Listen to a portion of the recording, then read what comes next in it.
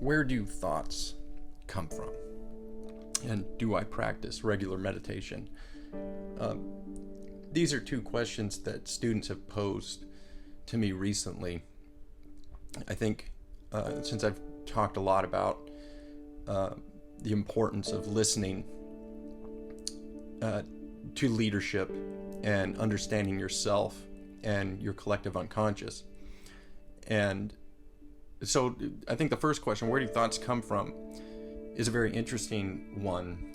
Subjectively, they appear to come from nowhere, come out of some kind of mystery that's at our backs, subjectively, which is to say that if you pay attention to the nature of your mind in this moment, you'll realize that you don't know what you're going to think next. Right now, you're expecting to think something that seems like you authored it, that your thoughts will have a kind of signature of selfhood associated with them. And you readily identify with these thoughts, and you will feel like your thoughts are what you are. But this is the spell that gets broken in meditation, and yes, I do practice meditation regularly. But our default state is to feel identical to our stream of thoughts. And meditation is ultimately about examining that point of view closely enough so you can kind of unravel it and feel the freedom that's on the other side of that identification. Meditation makes it clear that thoughts simply emerge. You don't think them before you think them. And anyone could perform this experiment for themselves, but just imagine something or remember something. Anything. Pick a memory. Any memory at all. You've got a storehouse of memories. Just promote one to consciousness. Now, did you pick that memory? Let's say you remembered eating lunch yesterday, or something you said to your friend last week, or a colleague at work, or you remembered a movie that you watched the other day, or maybe something that happened to you when you were 4 years old. Whatever it is, first it wasn't there, and then it just appeared, and everything just appears randomly. That's the subjective side of it.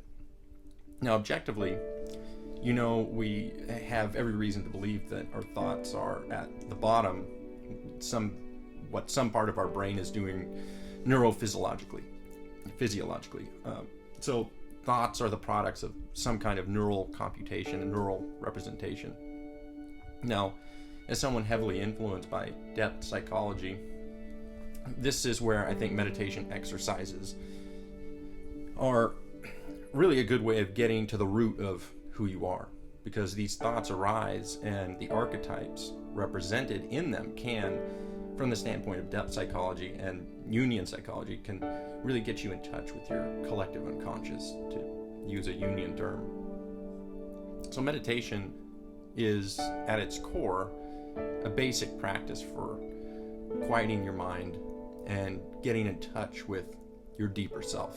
And I think meditation provides a deeper appreciation of the interrelatedness of all things and the part that each person plays in them.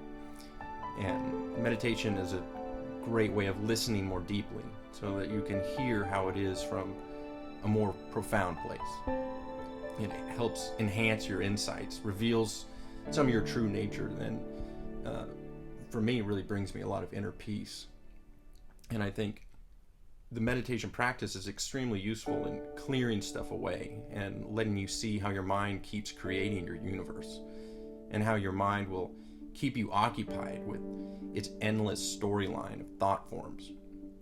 And regularly practicing meditation, even when you don't feel like it, I think is interesting because it helps you see how your thoughts impose limits and can color your existence.